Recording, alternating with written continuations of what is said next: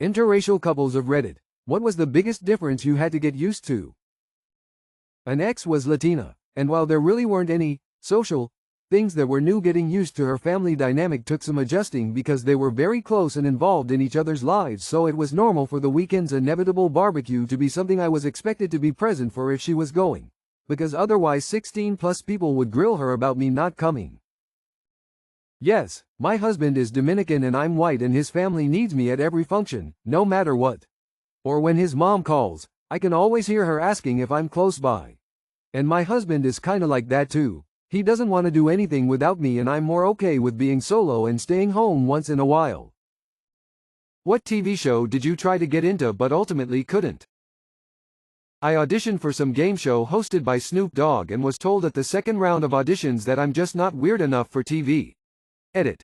I now realize I misunderstood Op's question. That's how I read it at first too. I was hoping to see a bunch of Jeopardy rejects lol. The Walking Dead, I just couldn't do it. Westworld, loved the concept, followed the first season, but after that, I just couldn't stick with it. Maybe it was just over my head, but I couldn't track who was human, not human, present or past. Couldn't do it. Edit. Glad I'm not alone in feeling this way. Suits. At some point I found myself thinking, I don't care about these people. I stopped watching mid-season 4.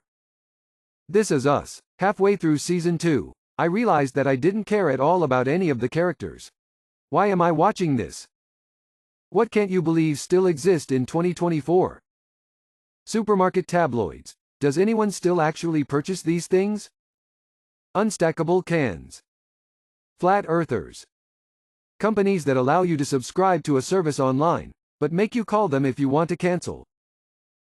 In California, if you created the auto-renewing subscription online, companies must allow you to cancel it exclusively online. No phone calls, mailing forms, etc. Online forms that don't like apostrophes in names. As someone who has an Irish last name, it's super frustrating. MLM companies. I don't know how they still get people to join them, since a 10-second Google search will show you that they are all a scam. Who is the most talented shitty person you can think of? Picasso. There are many painters who were shitty people to choose from, but I'll say Picasso because he was such a well-known talented artist, yet a massive jerk to so many of the women in his life. I really liked Lost Prophets. I know it wasn't all of them, but, man. Eric Clapton seems to be a big turd in more ways than one.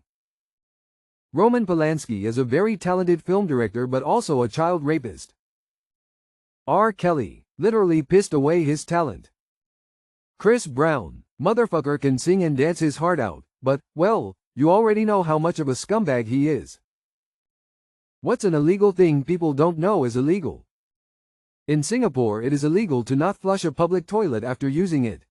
Non-compliance will be met with a $190 fine. How they police such a thing I don't think I want to know. If an Icelandic horse is taken out of Iceland, you can't bring it back.